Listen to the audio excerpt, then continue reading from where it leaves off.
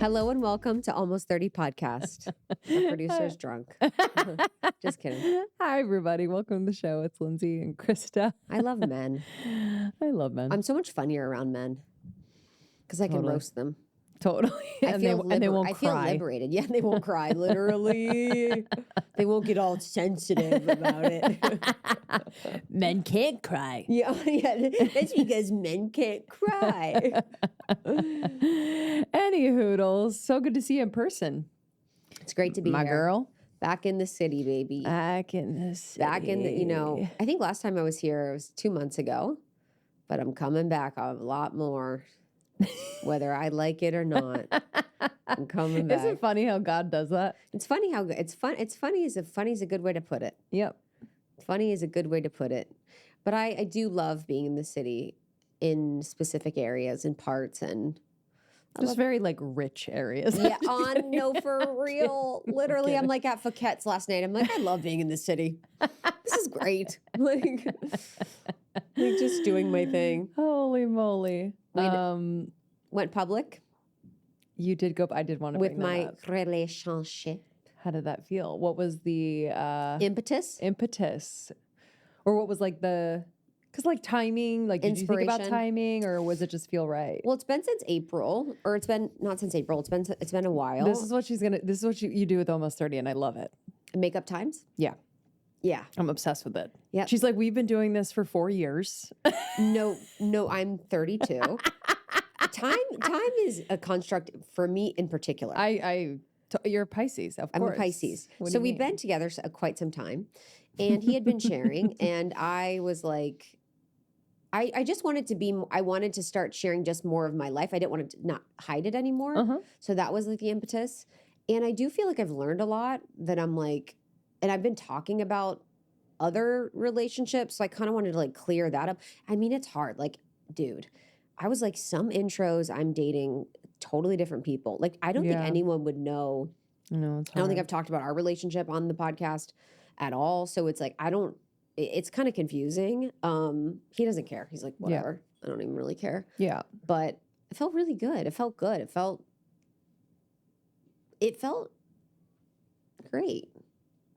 I know it's such a funny thing because it's like 20 years ago, we're not thinking about going public. know, I guess like totally. Facebook's relationship status stuff was a thing. Totally. I had someone that was like, I went to college with him. He was so nice. I'm like, how nice? He's like, You're like looking at, you're like, who are you? no, honestly. He's like, oh, who was it? I was like, I didn't look at her profile. I didn't look at her beyond. This is one thing I love about myself is that I do not do things that will hurt my feelings. Yeah, don't torture yourself. I have enough things that come into my life unrequited that hurt my feelings. I will not search for them. Yeah. I have that man's password to his phone. I will not look in that phone. Yeah. I will not look at who he's following. I will not look at who he's liking. But you need the password because I just have it for Convenience. photos. He took so many pictures of me all the time. yeah. He takes so many pictures of me and us, and I'm like, blackmail. no, honestly, I'm like, I don't want you to have. I want to just filter through and keep only the best. I don't want you to have a picture of my double chin eating a pretzel. Like, it's fine. Like, so that's why I didn't request it. I No, just totally. have it. Totally. That's nice. Yeah, I love it. it is. It's nice to have if you need it. With great power comes great responsibility. That's for real. But again, I don't want to hurt my feelings. Yeah. Old me would be like, oh, that man, as soon as that man closed his eyes and started deep breathing, Right. I'd be in the bathroom, Right. locked in, just searching, perusing the phone. No more doing that. Mm. Yeah, it's like a prison for yourself. It's a prison. You know? Mhm. Because now you have the tools to just ask. Yeah, exactly. And now you have the intuitive tools. Yeah. The trust to know, the tools to totally. It's like, Yeah. and I'm like, I don't know what's on my phone. Totally.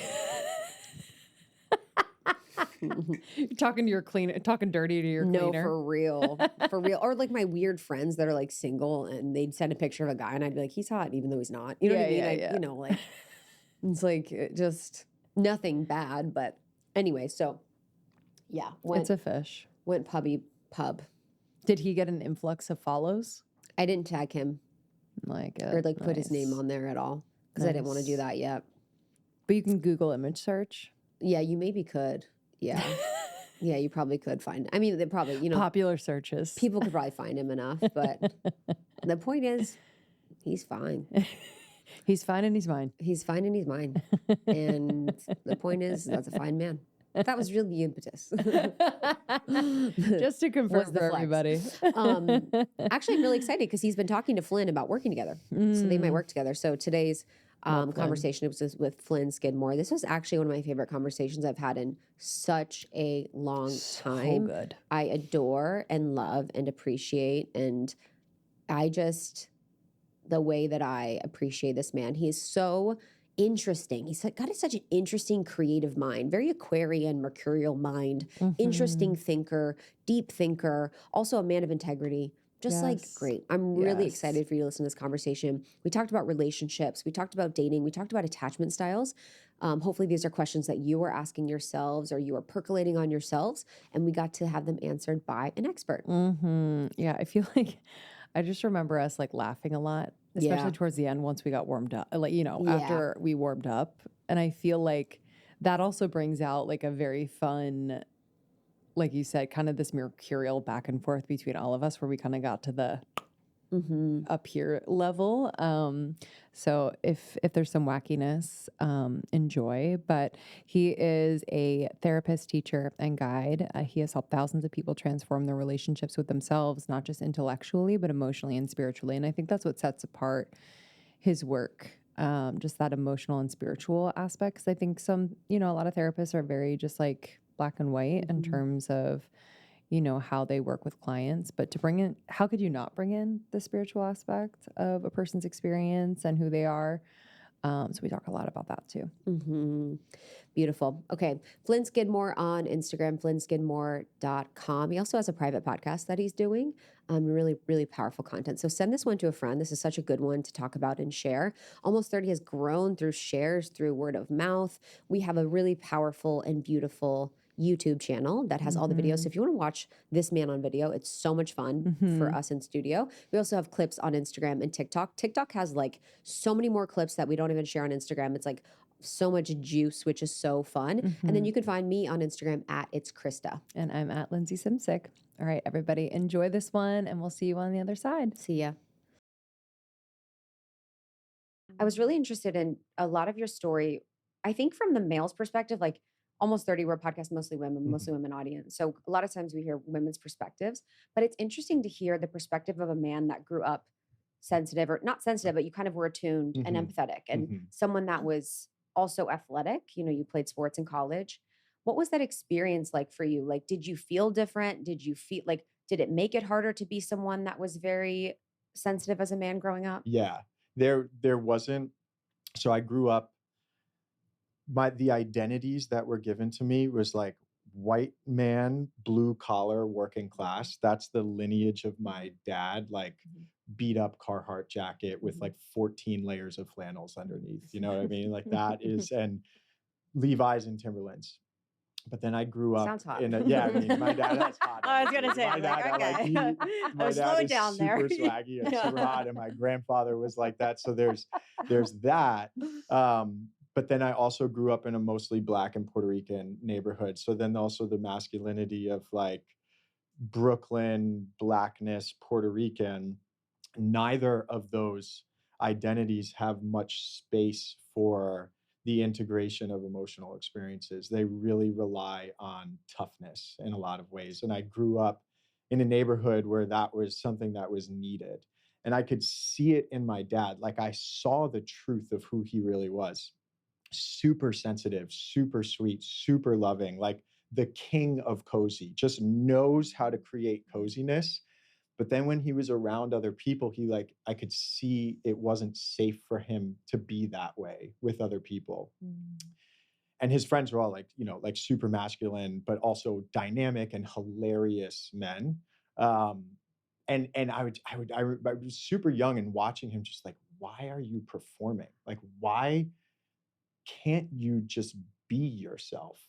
And at a pretty young age, at about 14, I recognized that there weren't very many models of men who like knew how to build decks, were great athletes, and deeply emotionally attuned and aware, and like wore that not like proudly, but just wore it transparently. And I was like, I'm going to create that. I'm going to create the thing that has these elements in it because I can't escape it. It's just really who I am.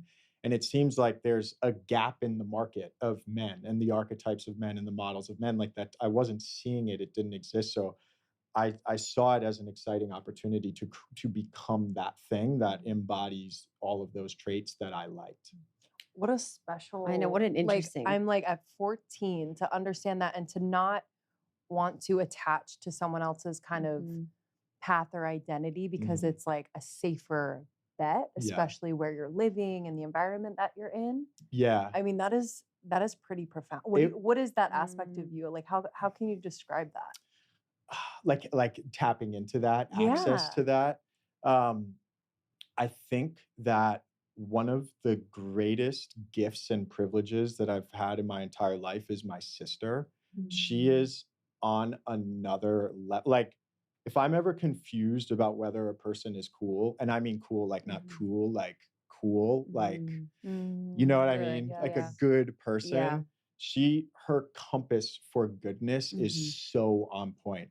And she's a very empowered woman. I think she was like empowered in her sexuality when she was young, but not in a very shadowy way. Just like boys would become obsessed with her. And she just like did it all really well. Super funny, super cool.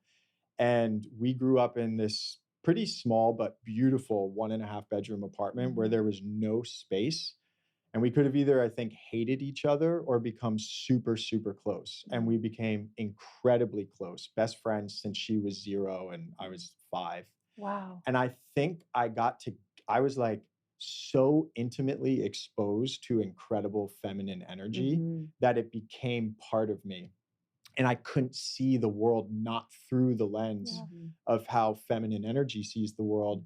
And I think a lot of how feminine energy sees the world is it's not fooled by facades. It sees the truth behind things. So it sees the truth of pain or fear or insecurity underneath the masks that people wear. And I just couldn't escape that in seeing that in myself and in other people. So I would either drive me crazy or I had to figure out how to integrate it. And most of my life, it drove me crazy. I didn't know what to do with it. But ultimately, I think I'm not there yet fully, but figured out how to integrate it in an empowering way. Yeah, I think I have a similar, I relate to that experience of being able to see through the facade. And I think that's why I'm a good coach and working with people because I can now speak about it. Mhm. But I think a lot of your life, if you see it and you don't have it validated or you don't know if it's okay or you judge it, you're like, okay, I'm perceiving this about this person, but I shouldn't feel that way because that's not nice or that's judgmental or whatever. And then you sort of gaslight yourself. Yes. That's where it's a hard experience. And Yes. now it's like, I allow everything in my mind to be curious or explored or be true. Like Yes. if I read someone now, I'm like, no, that's a no for me. Uh-huh. And even my friends, like I was with my friends like last week and they're like, oh, this person that you've always had a no in, they're like, I get it now. And I'm like, it's always been a no for me. Like Yes. I'm okay to be no about people. I'm okay to feel some way about people. I'm okay to have a thought. It's not like I don't have a thought and then go back and think about it. Like, okay, what about them is triggering this for me? But I think a lot of people that are deeply intuitive, especially women that have that, it's very hard because you don't know what's what. And that's when it makes you feel a little bit lost in placing life. Yes. You just become a little off. But your experience with the feminine is so powerful. And I think it's a really good thing to note because I think right now women are so obsessed with masculine men. They're like talking about how they want masculine men in this very linear way. And I do really believe that actually a woman wants a man that's also very embodied in his feminine or maybe able to be in his feminine because then he's able to attune to her, to read her, to be nurturing. So what has been your experience with that of like having that feminine aspect of you or having that femininity as part of your essence? Yeah. Amazing question. So I have noticed that with men who have a similar connection with feminine essence within themselves, or maybe we could another describe differently, we could say like have a high level of emotional intelligence at early in their 20s thought that they might be gay because there's not a clear model for that. And so when I was like 19, I had this experience where my awareness just absolutely exploded. That thing of being able to see the truth behind facades multiplied times 10, and I like couldn't escape it. It was like a very imprisoning to see the world through that lens and not just be able to experience things at face value. And one of the things that happened for me, because by the way, I want to back up, like the choice to become that man who is multidimensional in a particular way that embodies athleticism and emotional intelligence, like in a lot of ways, I knew that if I did that, that I would be one of one and have status and that I would be super desirable. Like it was a way to get girls when I was 14 years old. I just knew that I could do all those things. If I did those things well, it would make me attractive. It was like my unique angle. So I don't want to present it as it was like holy and like just pure. It was also that. So when I was 19 and I just was seeing these deep truths about myself, I was like, oh my fucking God, I'm so afraid. I'm so insecure. I am just projecting confidence and projecting swag, but it's all on top of deep, deep, deep fear and uncertainty. And one of the ways in which I was like collecting evidence for my status or identity was in being someone who girls liked. Like I think that truly if I really look back and consider how I related to women, I feel really good about it. Like if my sister saw everything that I ever did and said, I think she would be really happy with how I did it. But I also did the type of thing where I would form super close emotional connections with girls, knowing that it was to have sex. And then when that would happen, I would just lose interest. And so I would like form these deep, meaningful connections and then basically just ghost so that I could appear to people as guy who girls were interested in. And when I saw that super clearly about myself, I don't know what happened, but I just cut off from my sexuality. Like I no longer had access to vitality or sexuality. I was dating someone at the time and we were having great sex and then it just disappeared. Like I couldn't have sex anymore because I hated that about myself, that I was doing that, like hurting other people just to be able to portray and project an image of myself. So that's one of the like shadows of this experience. And part of what has been my learning over time is how to integrate the emotional awareness and intelligence in a way that is very truthful and in a way that's in integrity, truthful about my intentions, truthful about who I am. It's been hard to do, but I do think that over the last few years I've gotten good at it.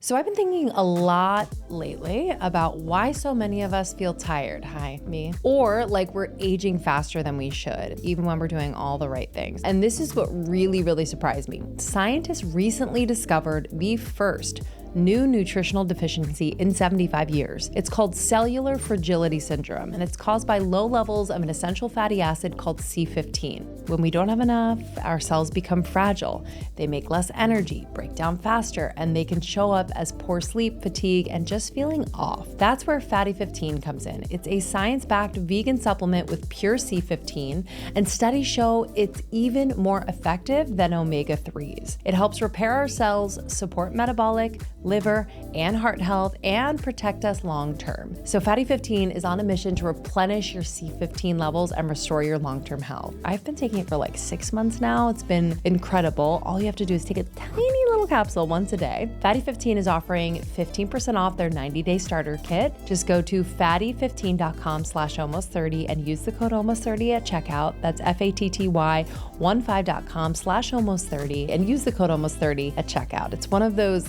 small daily habits that actually adds up.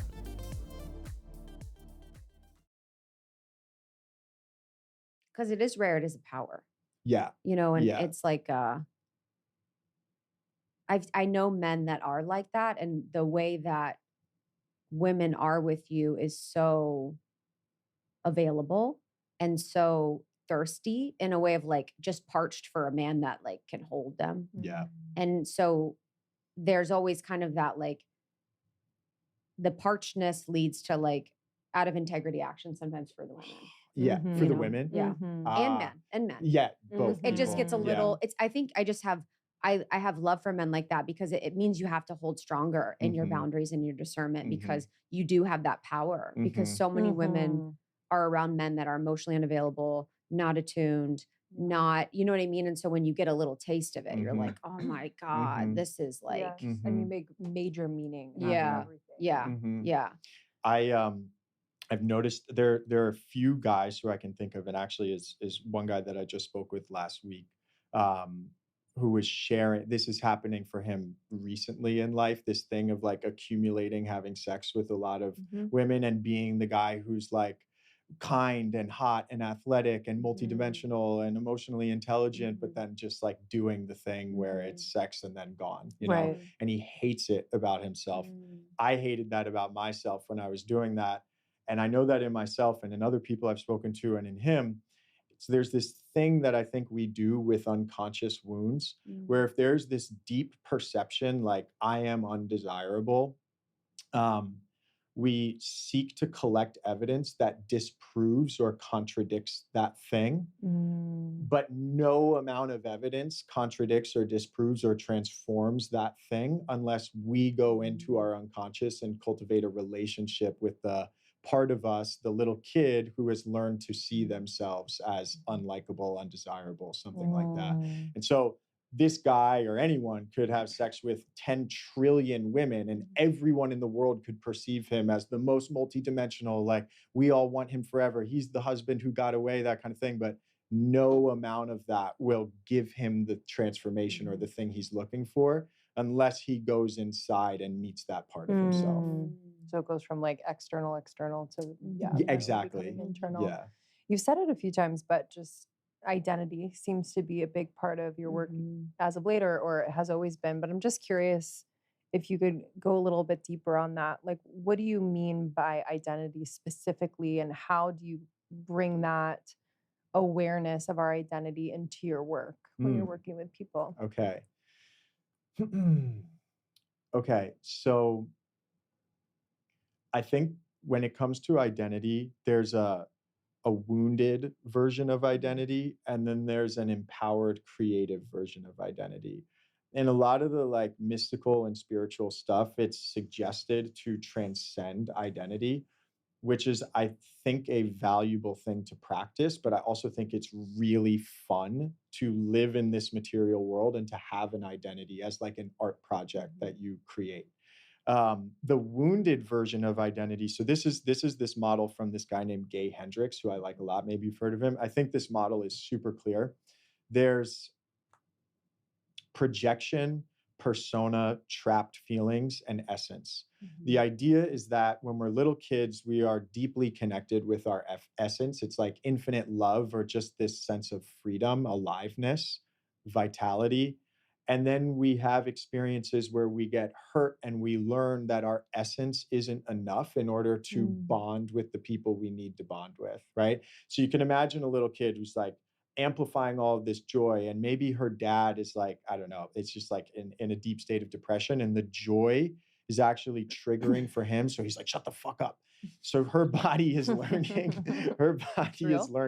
that this musical note of joy, her essence, when it reaches a particular limitation with someone that she needs to bond with, she's going to get hurt. So she has to learn to repress her essence. And there's also the experience of being hurt when she's repressing her essence. And ideally, she's able to process that hurt with her dad or a mom or something like that. But obviously, the dad who's doing that is probably not set up to help her process that. So then what she has to do is then also repress that hurtness, repress that pain. And then in learning to pretend that it doesn't exist so that she can still bond with her dad, she learns to wear a mask. It's a particular persona. Is this making sense so far? Yeah. So that mask might be like, that mask might actually be a good girl. It could be a depressed mask. She could be energetically matching her father in order to fit in with him. Then she constructs an identity of like depression girl, because that's what she has learned is going to get her to bond safely with other people.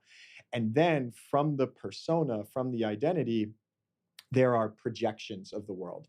This is the thing that's really tough about depression in particular. This is something that I experienced and sometimes still experience.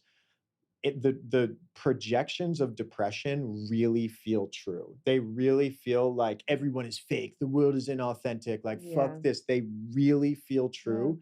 And it feels like if you were to leave that interpretation of the world, you would be abandoning truth. Does that make sense? And so then it's like, I Yes. could be happy, Yeah. but then I would be abandoning truth. Mhm. All of that is a Very inner projection. teen. Yes, exactly. All of that is projection of the depressed persona, which is on top of the trapped feelings, which is burying the essence. Yes. You know? Yes. So when we talk about identity, that's the wounded version of identity. Mhm. Yeah, so if we were to think about, I think a lot of people now in our world, they think about identity in the way of leveraging a different identity, a future you identity Mhm. to step into that. How would you think about identity in that way? I like that a lot. So what in almost anything that I'm thinking about, so here's how I experience the world. Let's say there's the layer of material reality, like me and you and these chairs, but then there's also the energetic layer Mhm. underneath that. And I think that the things that exist in the material world are expressions of or symptoms of the underlying patterns of energy or frequency. It's Mhm. making sense. So, like Mhm. a body that's in a state of fear all the time will ultimately be a sick body, Mhm. whereas a body that's perpetually in a state of joy will be an alive and Mhm. healthy body. So when I'm always thinking about things in terms of either expansion or contraction or love or fear, Mhm. something like that. Mhm. And when I'm thinking about a future self identity, I'm primarily sensing into the frequency of what it is that I desire, which is expansiveness or love.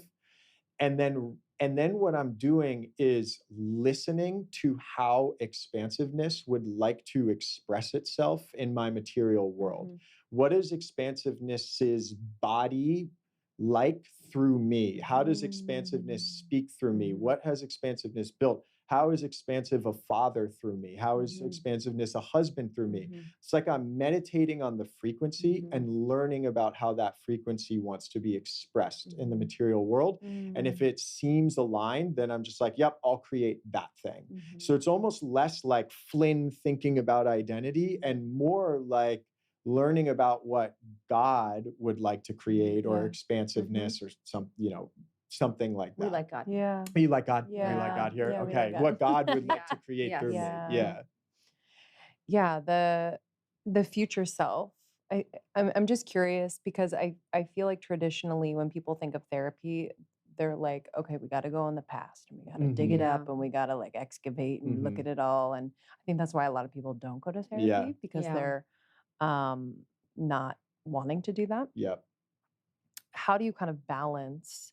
Because I think some people, I've definitely been in therapeutic situations where I'm like, I think I'm done Yeah. looking at this one Yeah. thing, whether it's like complete or it's just like it's actually not serving me to loop on this or I'm curious how you balance between the I love that. past and the future and really kind of feeling into what you just described. Yeah, I love that. So, all right, there is a whole lot of evidence from different fields that suggests that the future has a greater influence on the present than does the past. Mhm. There's something in systems theory or in like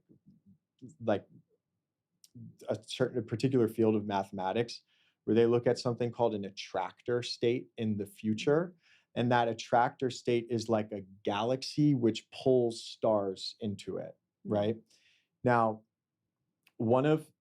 so let's say you have consciously created future attractors, like an expansive version of you in the future, that when your body in the present perceives that what is likely to be created in the future is expansiveness, you can be expansive right now. You're Mhm. aligning with the future state. Mhm. Does that make sense? Yes. Yeah.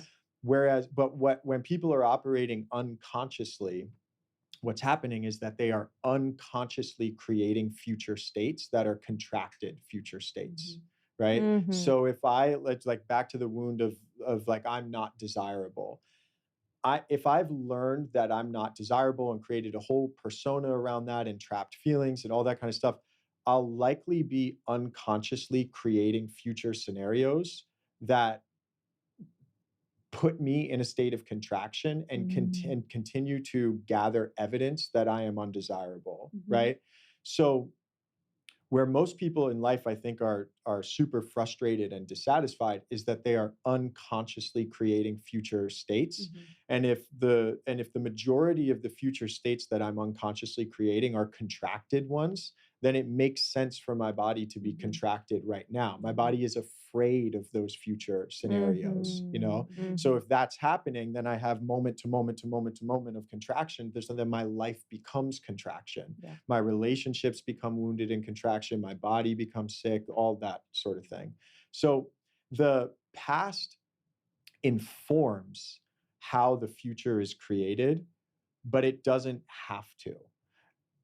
People can see, oh, here is this thing that I'm predicting about what's going to happen in the future. And I can see how that's connected to experiences that I've had in the past. But that's not the only option. I could actually create something that's expansive here in the future.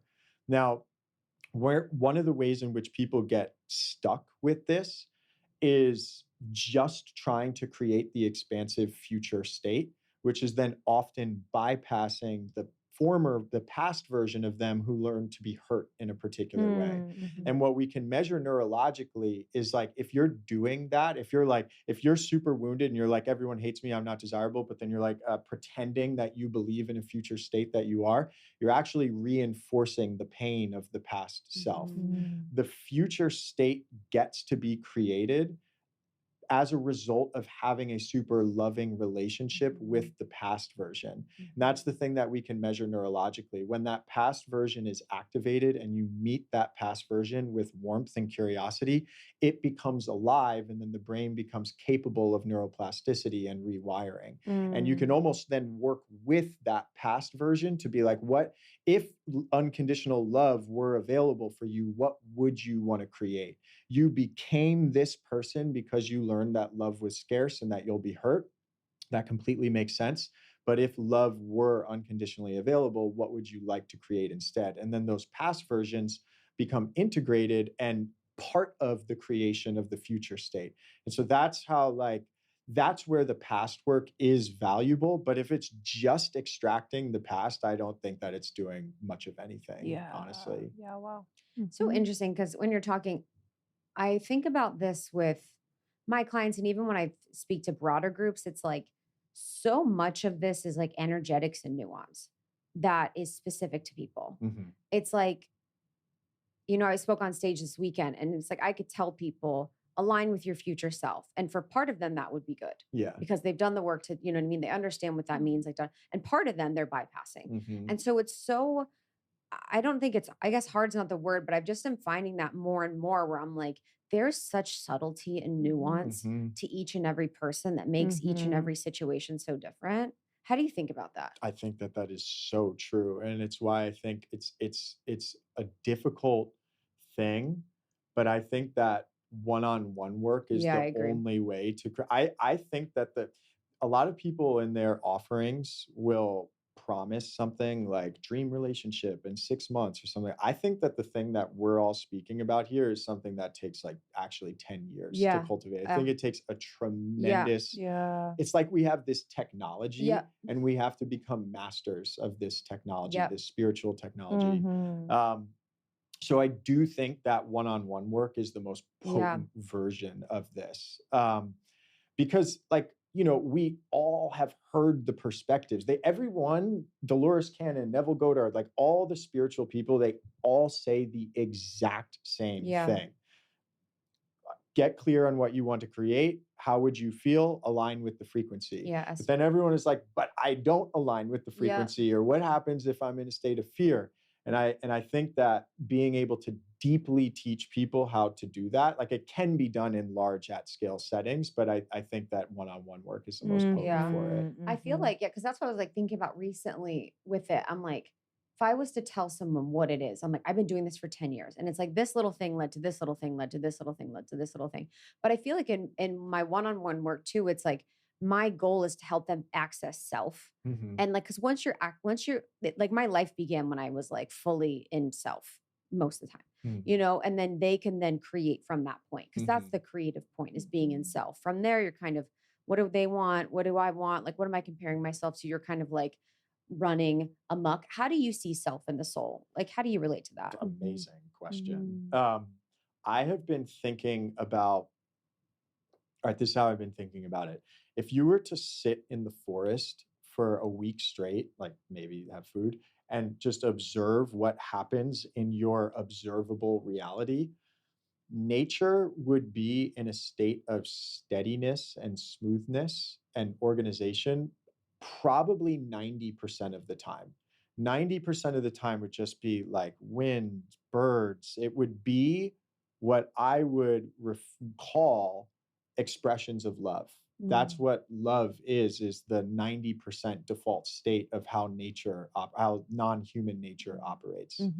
Um, Maybe 10% of the time there would be some kind of a destructive energy, like a tree falling or an animal, a predator hunting a prey, but it's only destructive in like the tree falling then of course becomes nourishment for the soil. Like it's not actually a destructive bad thing. It's Right. just a loud moment. You know what I'm saying? Mhm. I think that human beings have reversed that ratio and are living about 90% of the time in loud moments and then having to repress the noise. The fear. But I think that love is the default state, or what we might be calling the self. It's the self for me is the self.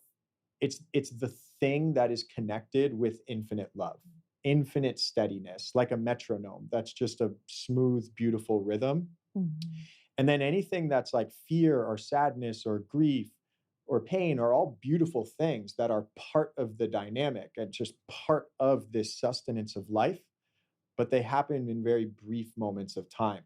And I think about the self as the default state that is in a state of unconditional and infinite love that just lovingly holds those moments of destructiveness or fear. But I'm beginning to think about emotions. I'm not thinking of love or joy as emotions anymore. I'm thinking of love and joy as the thing that exists at the baseline, and the emotions are the fear and the sadness and the uncomfortable things, and it's learning to relate to those moments from the perspective of love. That's a good one. Um, how do you, so when you are working with someone, like, do you very directly bring that conversation, kind of that more spiritual conversation into the room? Like, how do you navigate that? Because I think some people are so down and others are kind of like feel very disconnected, or they don't relate to that aspect of their life yet. But do you bring that into the room when you're working with people? I think because if anyone is reaching out to work with me, they've they've consumed a lot of the Yeah. content that I've created, and they're a person who's like just about where I'm at in terms of these perspectives. Like Right. they know the perspectives, sometimes even better than I do. I have clients all the time who are like sharing ideas and insights and perspectives with me that are mind blowing to me. And really, what they're looking for is not a sparring partner, because it's not fight energy, but someone who's a match for them to be able to relationally go deeper into these things, because they need a mirror who understands. So I actually don't know if I've ever had a person who wasn't someone who might describe themselves as spiritually oriented. I recently, like in a family friend context, heard someone say, "Oh, I don't believe in energy." And I didn't say anything, but I had a lot to say about that. But that was an interesting reminder to me, like, oh, Yeah. there are people in the world who would say, I don't Totally. believe in energy. It's like, well, there's nothing to like believe Totally, in. It's just like, totally. what is What it is. happening? Yeah. It's such a weird comment, 'cause it's actually not even about what they said. Yeah, You know what I'm sometimes it's just saying? It's like it could be the subtext is like, I'm sick of all this spiritual talk. Yeah, yes, Exactly. So it's yes, like yes, what they said isn't yes, even the thing. yes. Actually, Yeah, on I'm like, that, that's a trauma response. That's I'm literally. like saying a comment like that. Amen. I'm like, That's hilarious. I don't believe in energy as a trauma response. Is hilarious. I love that. Nothing feels better than a little wardrobe globe. Let's be real. And Revolve is my go-to. Krista and I are Revolve girlies, really for everything from everyday outfits to big nights out. Right now, I'm shopping for a mix of elevated basics just to start the year off right, and statement pieces for upcoming events that I have. A wedding, I have an event, we have some recording days coming up, and I just feel like Revolve makes it so easy to find your vibe. With over 1,200 brands at 100,000 styles, new arrivals daily, inclusive sizing, and curated edits for every occasion. It's just incredible. Despite the amount of options, I'm never overwhelmed because they make it so easy to navigate the website. I just picked up this cozy yet like really chic blazer from Lovers and Friends. I really love that brand, and paired it with some classic A Goldie jeans for a night out. It was like very me, but also elevated. It felt effortless. The recommended for you section, total game changer. So they get to know you for finding pieces that actually fit my style. I've also been eyeing a few dresses from Free People, which are just like a really effortless, fun brand,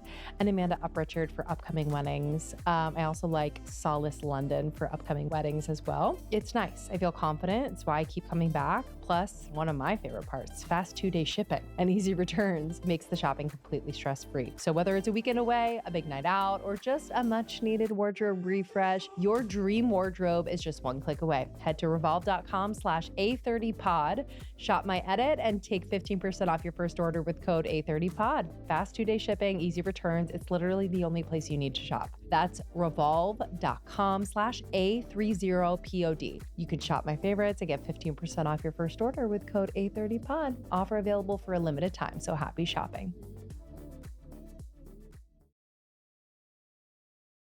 On that point of judgment, Mhm. you had a series of posts recently about judgment, and I would just love to talk about that because I think all of us experience some sort of judgment in our day to day, maybe some more than others. And I think, especially at this current time in the world, there's just lots going on, and how deep you are in it or how not deep you are in it is a spectrum for people. But what would you say about judgment and how people are holding on to it, and what really is that energy at its truest form? I really, really like that. So broadly, I love judgment. Mm-hmm. What I even in what we were just saying with like I don't believe in energy. I love what you said that it's actually not about the words. That's like for me, the truest thing that is happening in any given moment is not about the interpretations or the words. Those can be beautiful things, but it's about the experience in the body. Like Mm-hmm. we are biological systems, and what biological systems have evolved to do is to either expand or contract. They expand in the presence of perceived nourishment and contract in the presence of perceived threat. So if that person is saying, I don't believe in energy, it's actually not a conversation about is energy real? It's a conversation about what is your internal state when you are saying that. Are you expansive when you're saying that? And if their answer is yes, and also they want to be expansive, because I don't want to like project or push expansiveness on anyone. But if they've made a commitment through their life to saying, I am committed to expansiveness and finding all of the loops of contraction in my mind and in my psyche and transforming those contraction patterns into expansive ones. And then that person is saying, I don't believe in energy. And when they are saying that they're contracted, then there's something to do, you know? Mm-hmm. But if they're expansive when they're saying that, and that's something that only they could know, then I don't think that there's really anything to be done. So it's not for me, not so much. And that's why like saying that is a trauma response, because that I would bet my life that when that person is saying that, they're in a contracted Yeah. state. Mm-hmm. And the irony of it is that unconsciously they're hoping that having an identity of like rejecting energy successfully achieving that identity will get them the love, safety, and belonging that they're looking for, and then they'll be expansive. So they're using Interesting. contraction to unconsciously try to get expansion Mm. rather than choosing expansion and then wondering about how expansion might perceive something like energy. You know, I think you could even put that. I'm just going to place it in the room. We don't need to go there, but it's like, I think you could even think about that, or I'm thinking about that more on the macro level of even like the world. Like people expect to be contracted in the way that they're operating in the world from like a activist level to be like more expansive. Do you know what I mean? Like by like going at one thing in certain way of like fighting certain things, but then Yeah, out of desiring to like fear. out of yes. more fear and out of more contraction with the desire to have a more expansive future in the end. Impact, yeah. Yes. But Mhm. the thing I want to talk about emotions, like because you were mentioning we were talking a little about how to relate to emotions. I think about this a lot. I'm not sure where I've landed in it because I've read a lot of information on emotions being kind of like our indicator, kind of like our um, guide, and emotions being incredibly important. And then I've also thought about it from like the Buddhist perspective, where it's like emotions really mean nothing and they just pass us by. So it's either emotions are everything and need to be tended to in that way, or emotions are nothing. How do you see emotions? That's such a good question. I come across the same exact problem. Yeah. It's that different perspectives Yeah. say different things about it. Mhm. To simplify for myself, I operate in a very binary way of expansion or contraction, but there's nuance in that I don't think it's ever 100% one or the other. I think that if a person were to figure out how to be 100% expansive, that actually the material world wouldn't need to exist anymore. It's like the universe figured that out, and now that we don't need this three-dimensional space anymore. And if they were 100% contraction, they would be dead. So I don't think it's ever one or the other entirely. But with something like relating to emotions, well, I have devoted my life to expansion. And just to be clear about what I mean by that is Money. what's that? Money. Yeah, money, No, and money, like growth. the Lamborghini SUV. Yes, Yeah, literally. in neon green. That's More EBITDA. hilarious. That's hilarious. What I mean by that is aware of uh, especially the patterns that I engage in that are fear oriented patterns, and transforming those fear patterns into patterns that are loving, that play a musical note in my body that is coherent. And I actually think that the greatest contribution that a single person can make to the world, kind of what you're referring to a bit with the activism piece, is the transformation of the fear within themselves into love. There's some evidence that suggests that when a person does that, like truly transforms a wound, that becomes available for the collective, not just humans, but like animals and plants and trees. And I just think about that. I think about Earth as a musical note. And if I want that musical note to be beautiful, where the leverage is at is in making my musical note beautiful, steady and smooth. And when I find jaggedness, I just learn to meet that jaggedness in a way where it reconnects with its desire to be smooth. So that's the like overall commitment to my life. Now, when it comes to emotions, because my commitment is to expansiveness, for me, the task or the challenge is how to be a paradox, how to be simultaneously expansive and deeply afraid or sad or grieving, to be both at the same time. And the question that I'm asking myself is, when I'm trapped in a loop of fear or whatever it is, how would expansiveness relate to that fear? How would it speak to it? What would its energetic presence be like? And can the fear sense the presence of the expansiveness? And that's what I think the alchemists were really talking about when they're talking about the Philosopher's Stone, is being in the heart and understanding how to relate to love from the perspective of fear. So that's what I do with emotions, but I don't know if that's right or wrong. I just find that to be like the most effective and enjoyable. Mhm. Can you give an example of that? Like if you are in a session with someone and they are experiencing an emotion out of fear, Yeah. like how would you kind of walk them through that? Okay. I'm not It's testing you. I'm no, just no, like no, no, very no. curious what that looks like in It's practice. it's Prove it. a lot. Yeah, great. I love that. Sounds So great. Prove it. this is I actually what you're asking is the challenge of my life because I haven't been able to figure out how to explain it in a step-by-step Yeah. way. I would really like to So because much of it, I'm sure, is like being in that it's literal like like music with them. It's like it's You the are, you're in the feeling. collective ex- consciousness. exactly. Yeah. It's a It's like dance. I know, but I can try and explain some Mhm. things.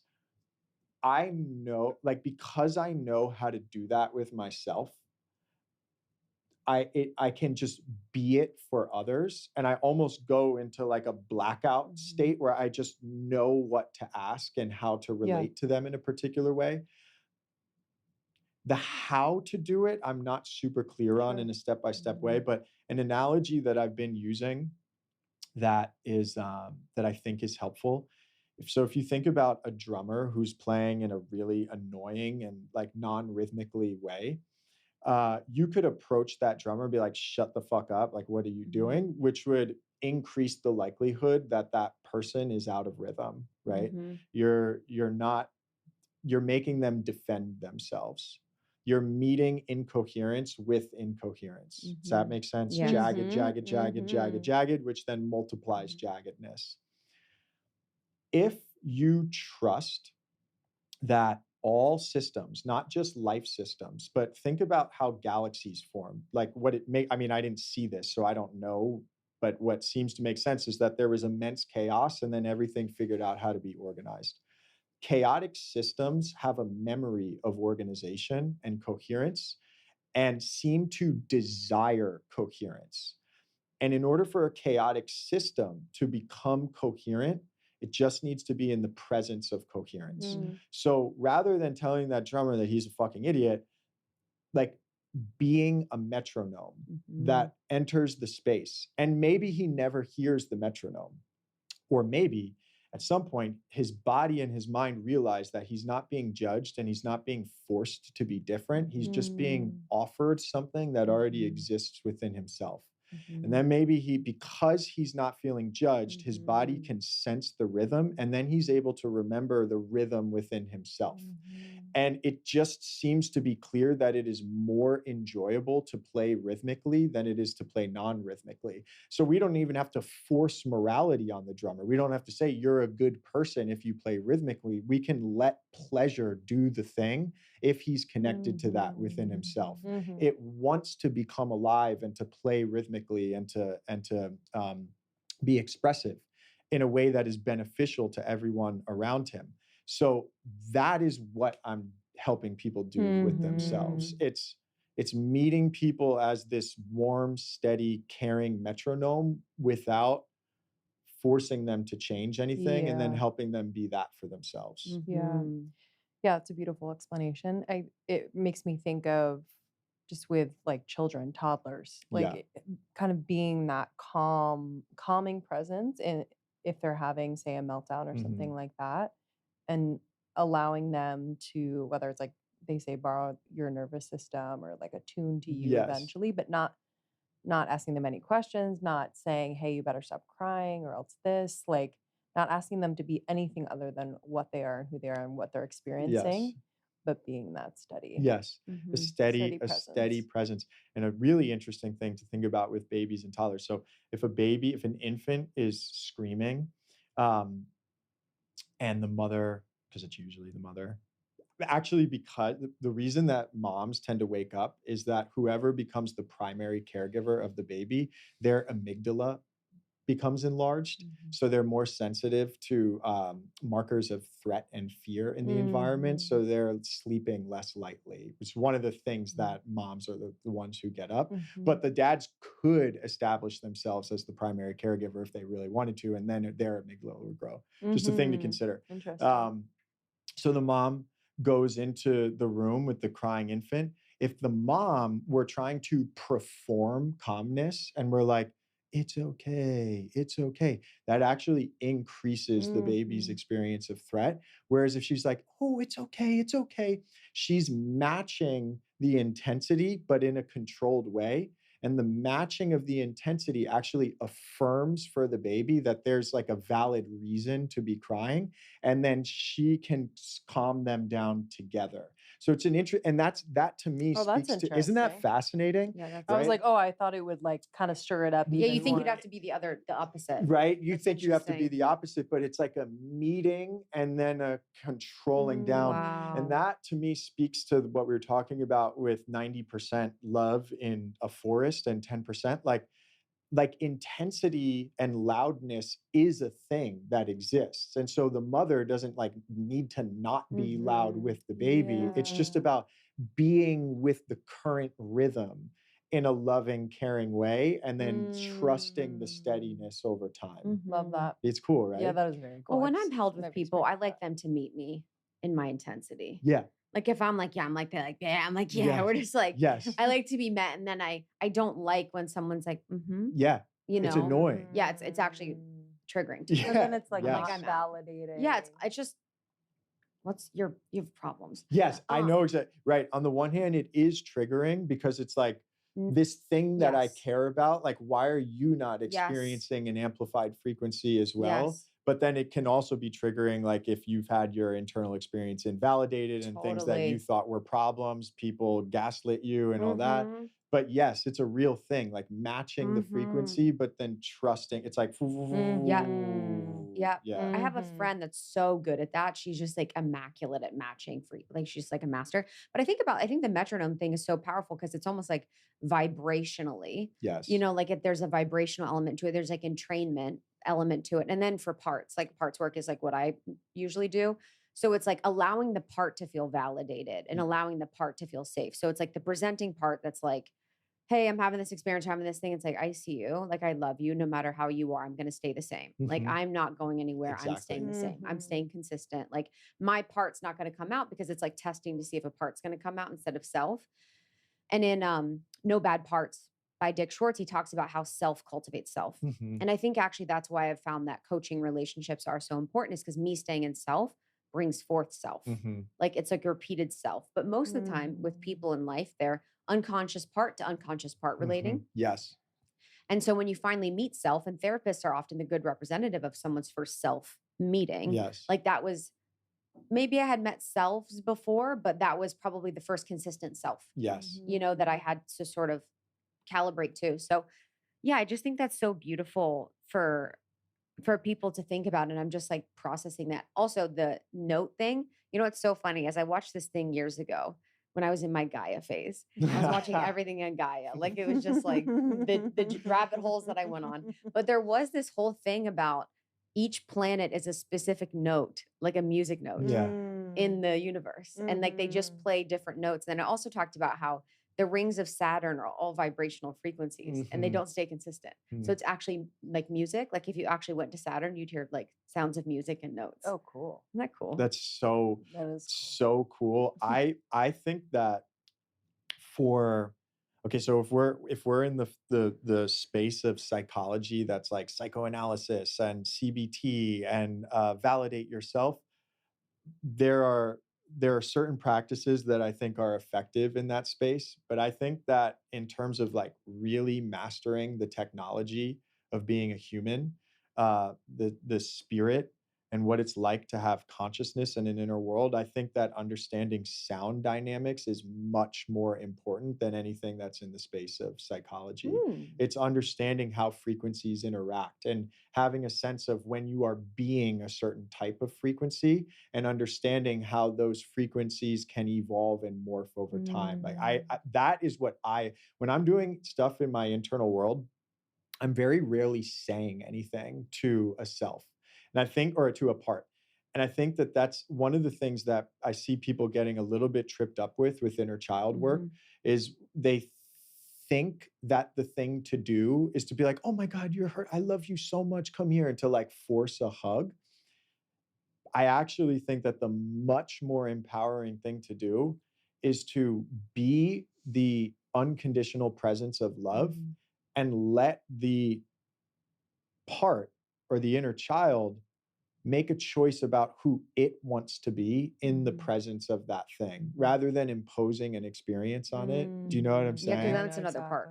Ex- Yeah. exactly. And I could hear when you're explaining that Yeah. you know that, Yeah. because that's another part Yeah. who is performing what they think love is Yes. supposed to be rather than actually Yeah. being open to how love might be expressed. I think that's a lot of my women are on the edge of breakthrough. They've done tons of work. And so that's like actually a lot of the work is the working with the parts that are the spiritual part, the teacher part, like the healer part, where they're like, I went to my inner child and I put her in my lap and I put like, essential oils on her wrists and I did all this stuff. I'm like, that's not self. Yes. I'm like, leave your I inner child alone. love that That's you why know I that. had like trouble with EMDR at times. Oh, say less. Where you're like, That you're in part. the room with your little girl, and like I could go there, Mhm.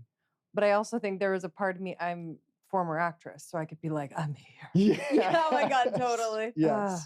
Yes. She has a tear running down her cheek. Yes. totally. So it's like She looked I out the window. I wasn't actually able to, on an energetic level, actually kind of feel what was Mhm, happening. I was mhm. like projecting this scene. Yes. And how could I make it as interesting as possible to tell my therapist what's actually Yes. Totally. Yes. it's like such a 100%, weird, but I think for yes. some people it totally works. Yeah.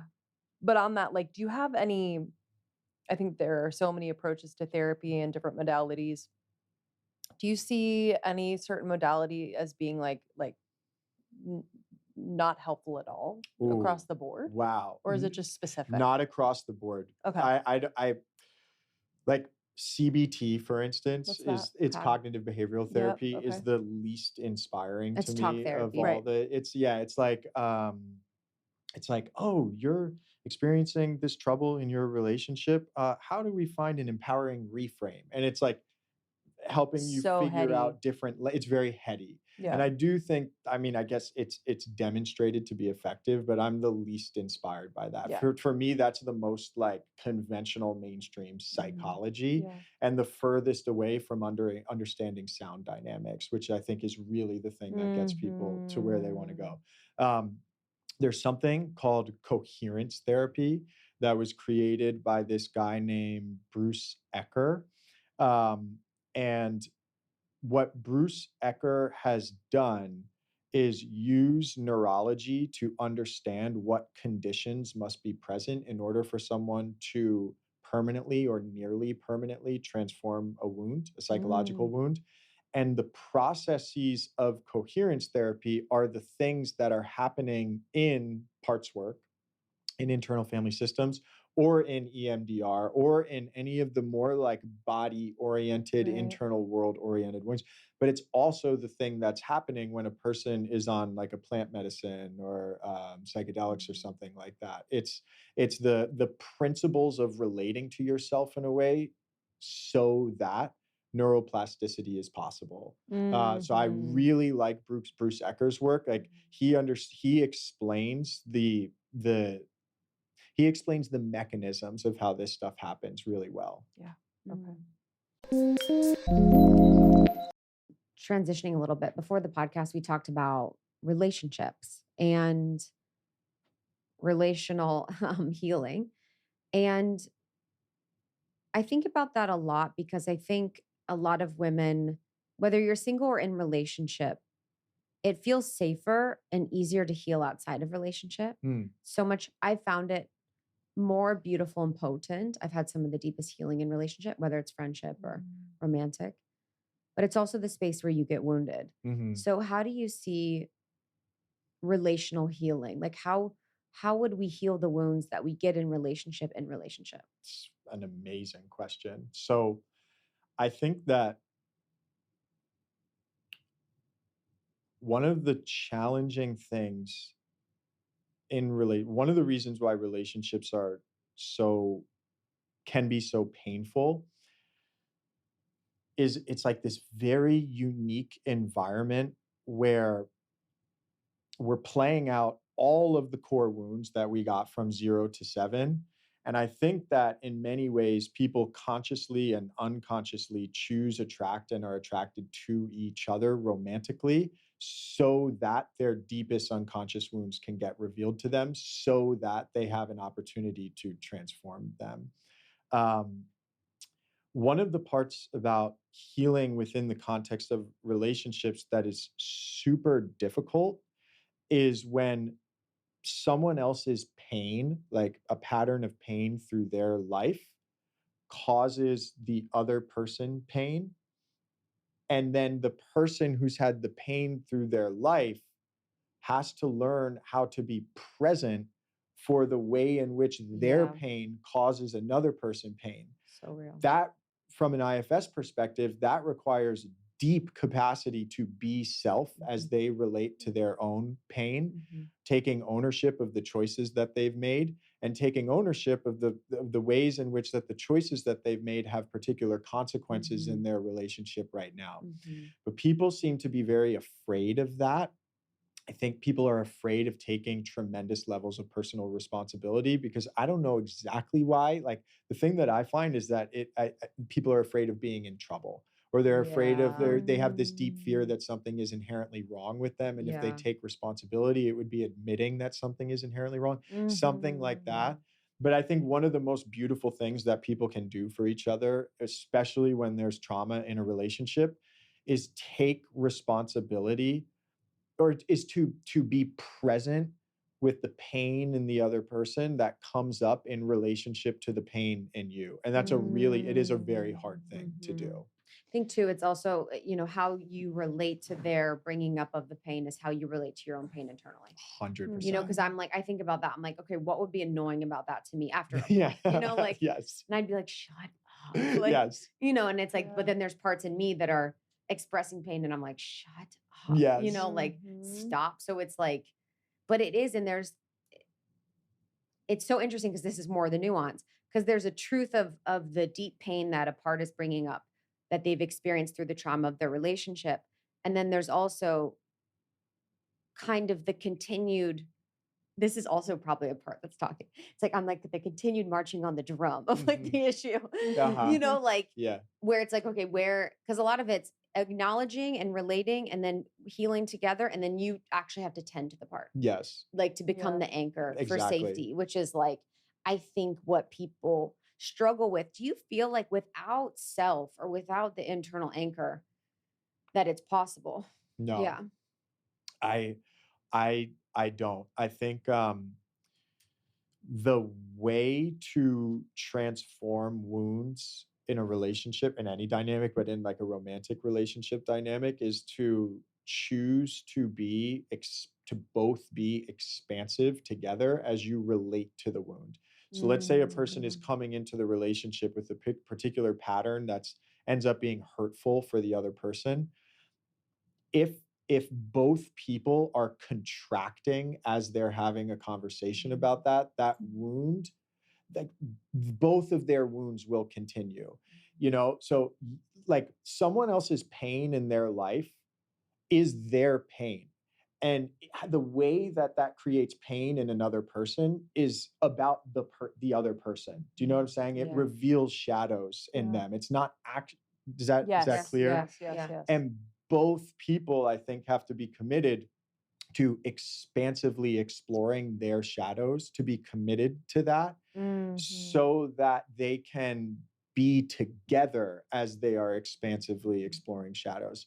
And I don't think that it needs to be perfect. I don't think it ever could be perfect. I think it's valuable to embrace it as a practice. Like, this is who we are. Our standard is to practice expansiveness as we speak about painful things and take ownership, and to notice when we are contracting when we're speaking about painful things, and to be self for the contraction so that we can continue to practice expansion together. Because I can imagine that unconsciously people are entering into a relationship hoping that the other person either soothes or makes them soothes the wound, makes them forget about the wound, fixes it all together. And so you're saying that while you can be expansive together and tending to these things, ultimately it's about you tending to it yourself. Yeah. And what would you say to someone Or actually, let me put it this way. In your work, do you find that people are, I'm going to say this and it's going to sound a little like not sensitive, but I hope it comes across, where they're using that wound as kind of a way to get attention, Yeah, even though the wound is real? 100%. Let's talk about wound examples too. What are we Yeah. talking about? Okay, great.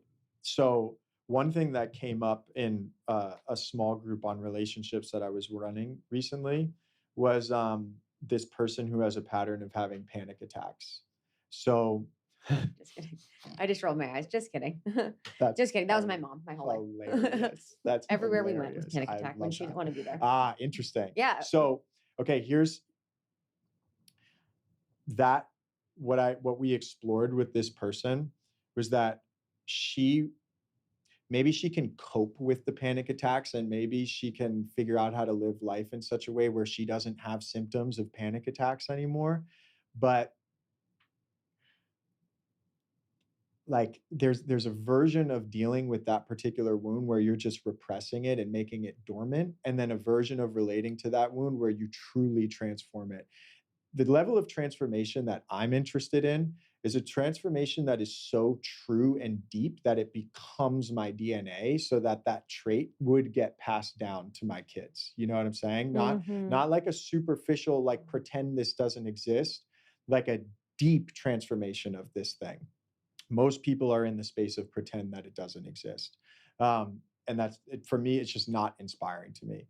So if this person desires the deep transformation of this pattern of panic attacks, she it asks her to acknowledge that the panic attacks are a strategy to get attention. And that's very hard for people to admit to themselves. And when we were talking, she was super cool and open to it, like super inspiring how open she was to this. And we were talking about it. She was like, maybe, but I don't really do it for attention because I go in my room and I don't let anyone see it. My position is that there's no thing that we do that's alone. We are always performing for what I refer to as a chorus of judges, like a group of people that exist in our mind who we're sort of bidding for attention and approval into. Mm. So the example that I like to use, which I find is hilarious, is when like college frat kids will drink shower beers, like a Coors Light or like a Keystone Light in the shower. There is no way that that person actually likes drinking that in the shower. You know what I'm saying? So if they real. do it alone, So real.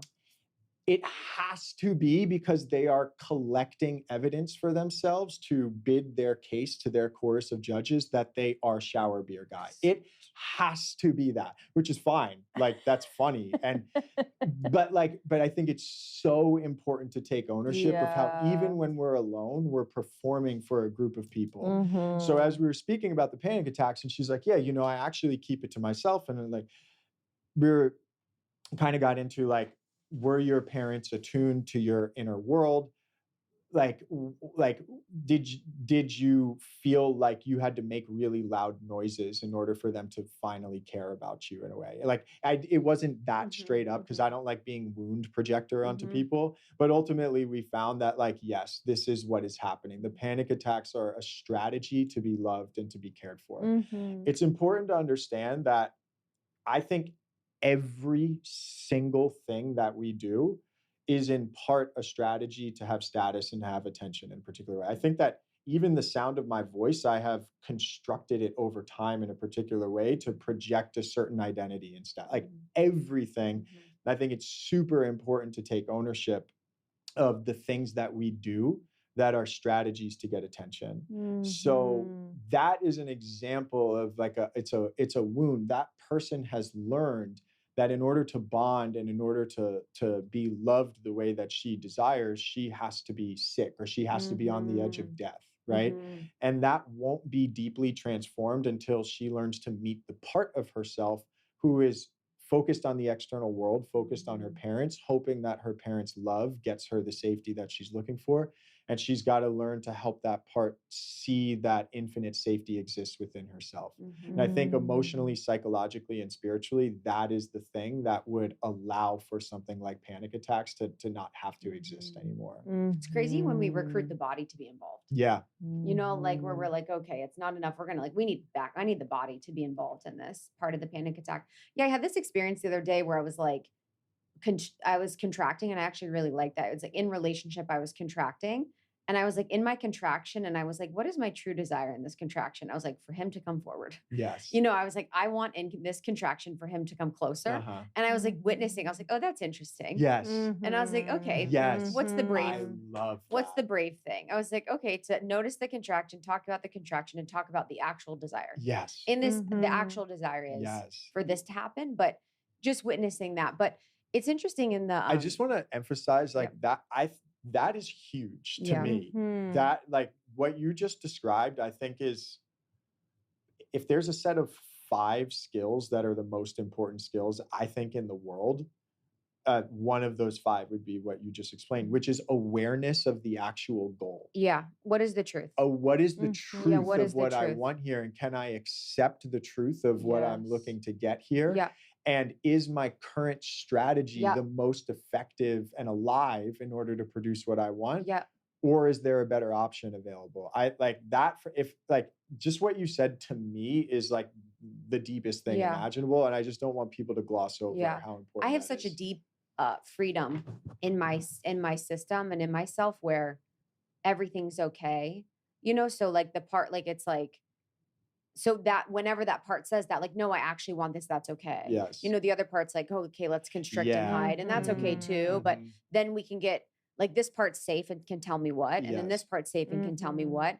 And then it can be okay that I'm acting in discrepancy Yes. of that. You know, that Yes. discrepancy of, okay, we're not doing what we want. That's okay. Yes. Like, what is the strategy now? And sometimes it's, I'm going to stay here in this and still constrict, and that's fine. And sometimes it's like, okay, what's the choice here?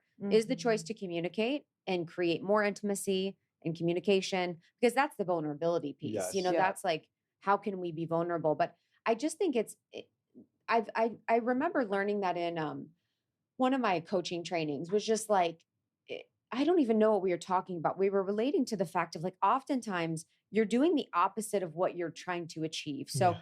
if you're mad at someone and yelling, you actually want them to come close, you know? So just how often we, in our protection, are pushing away people when we want them closer, Yes. and kind of noticing when we're in those sort of push pull dynamics of like going in your room with the panic attack, but you actually want people to come into the Yes. room. Yes. And how can we be more in truth with ourselves about that, and then be more in truth with others? Because then we can kind of catch like, oh, I want to be close.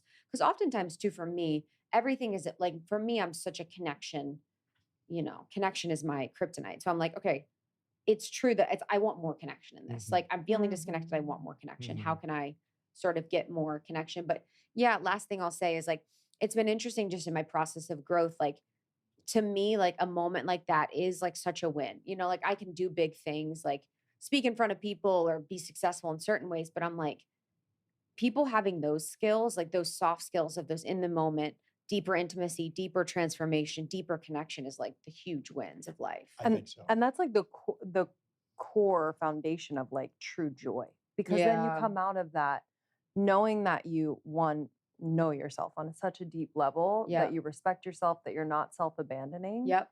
And I think so much of people's lack of joy or inability to actually access that is Yes. that disconnection. Yes. Yeah. Yes. But I was going to say about the connection piece, sometimes I'll just ask myself, like, are you trying to make a bid for connection right Uh-huh. now? Yes. Yeah. You know, because Yeah, that's a good one. it's just like, I need to ask myself that actually often, Mhm. because it comes out in sneaky ways where I'm like, again, doing the opposite Yep. of like what I actually want. And it's Yes. actually helped my marriage to call it out and be like, Yes.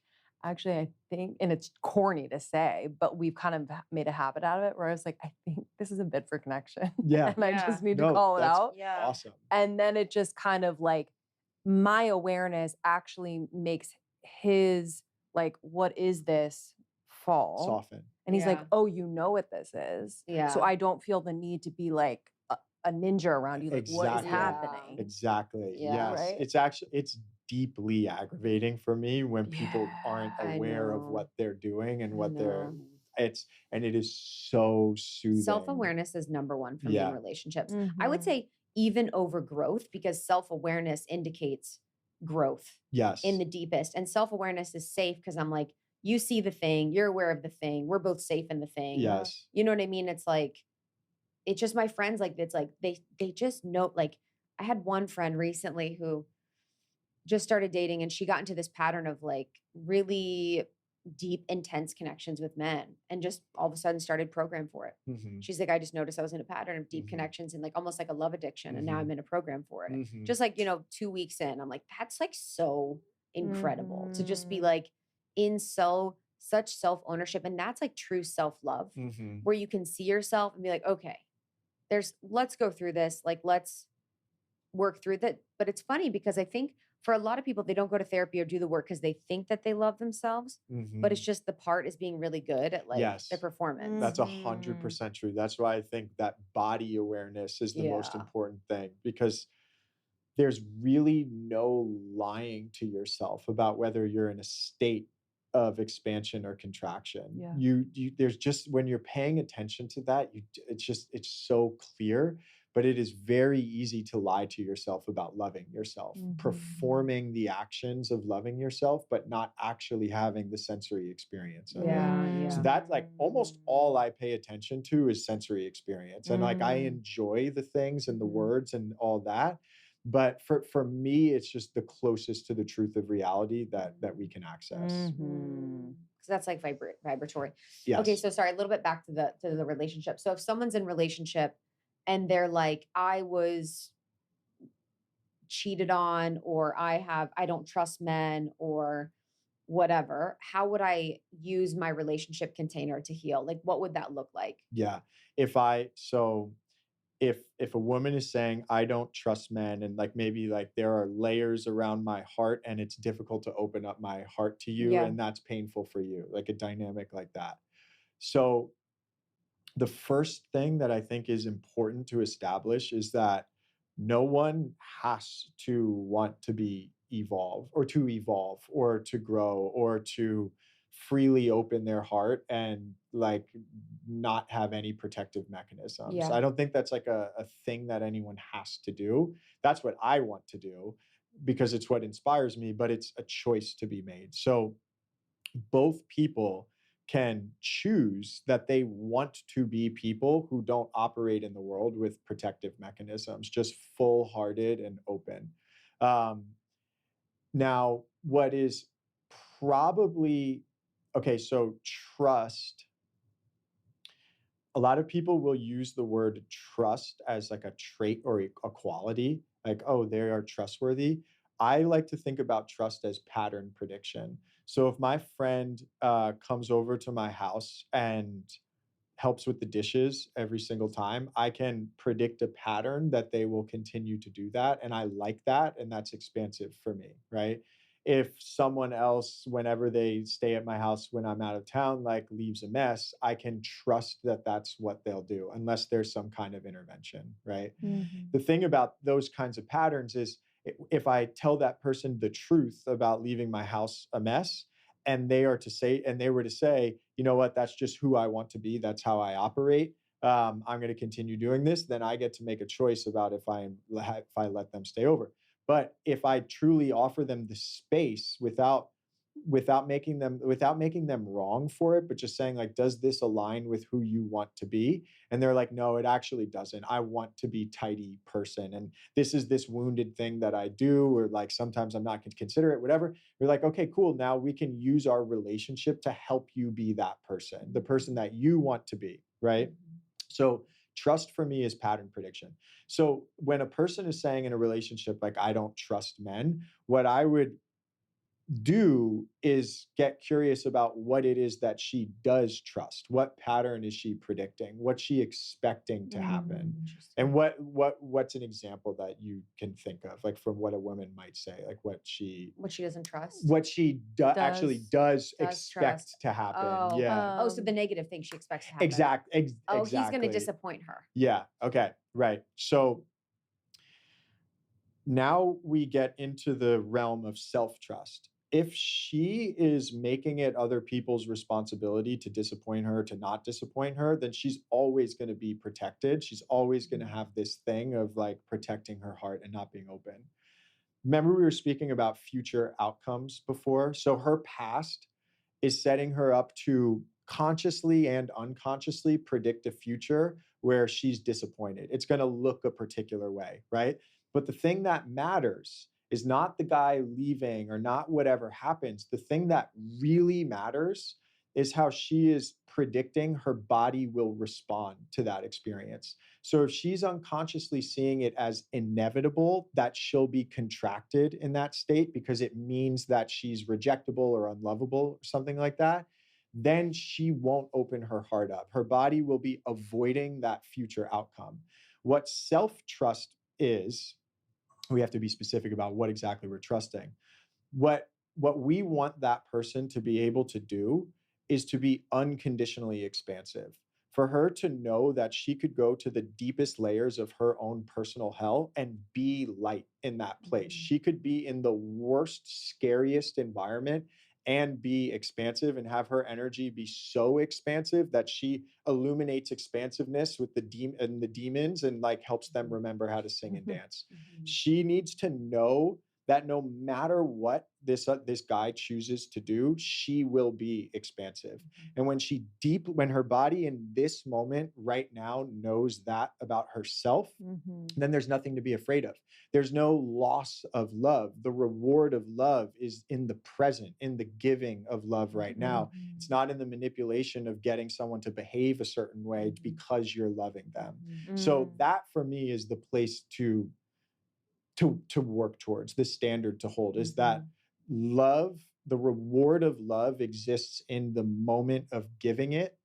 And you get to access that when you are a person who practices the conscious creation of expansive futures, even in your scariest worst case scenarios. Powerful. My last question is just around in your work, especially with couples. Is there anything that you observe that gives you a really clear indication that this is not going to work or this is Whoa. not an aligned Amazing question. relationship? So just thinking about if what I'm going to say is true,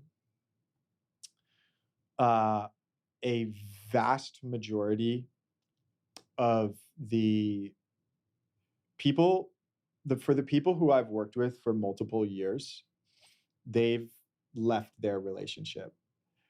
Their choice to be in that relationship came from a version of them who wasn't committed to alignment and didn't truly know what alignment was. So they were unconsciously choosing attracting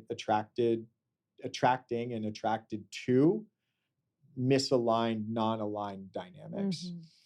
And the way I, within the last few months, got engaged to someone. Her name is Julia, and she's like just the best. And it happened pretty fast. The reason that I just knew it was the right thing was I've spent a lot of time in relationships that weren't the right thing and pretending it was the right thing and like performing love to try and get the person to feel safe so they would change. Like I've done a lot of that. The experience with her, the way that I can describe it is that every cell in my body wants her essence. Like if I could drink her essence, every cell in my body would be open to it. I fully want to absorb her energy. That doesn't mean that things are perfect, but for me, that's the foundational piece of it, like a true expansiveness in relationship with the essence of who she is.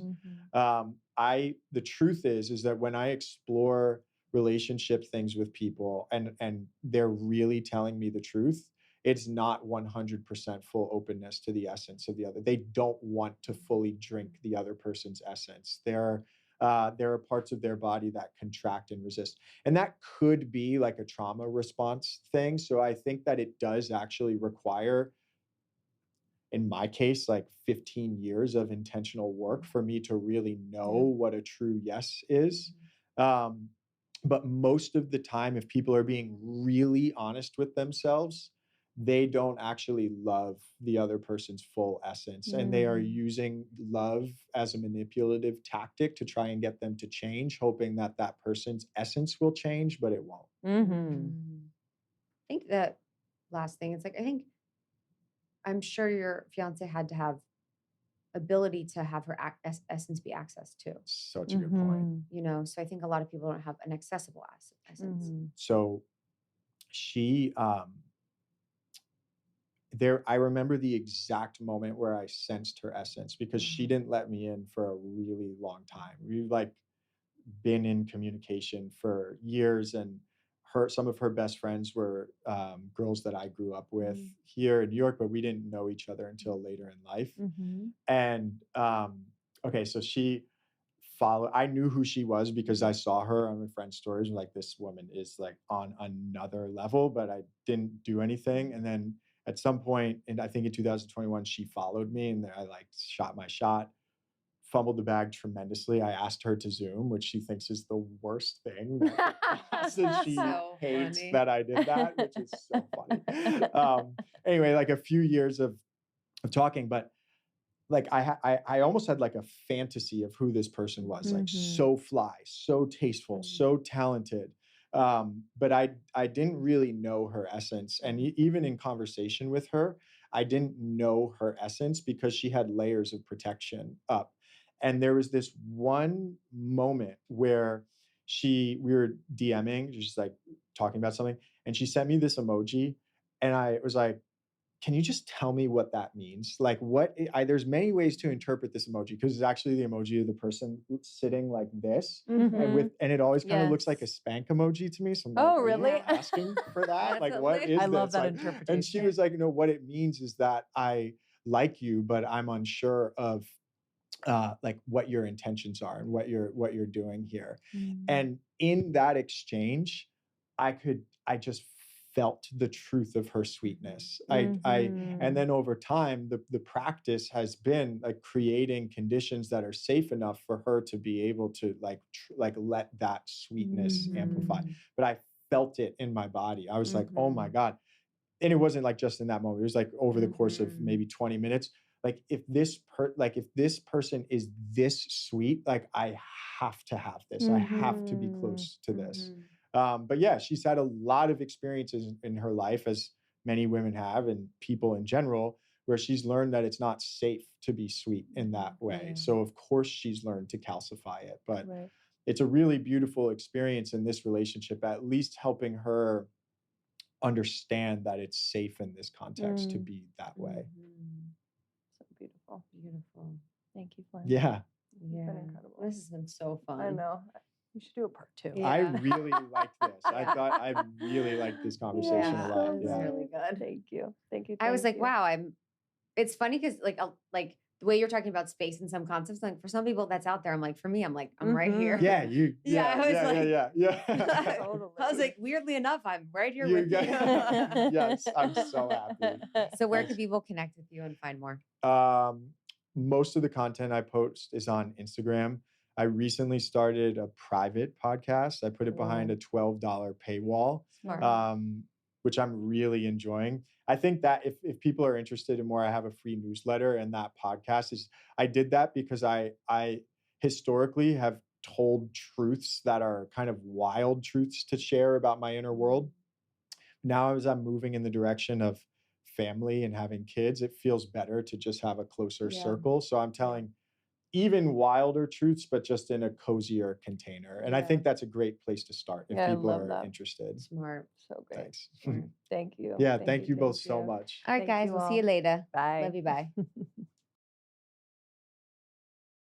Thank you so much, Flynn, for coming on the show. That is Flynn Skidmore on Instagram, FlynnSkidmore.com. Thank you all for listening. 2 episodes every single week. So make sure you're subscribed. Follow us on Instagram, TikTok, at Almost 30 Podcast. Subscribe on YouTube. And if you're looking for just shorter clips of the show to inspire you and just kick off your day, head over to Morning Microdose, our other show. We love you guys. We'll see you soon. Bye. Bye.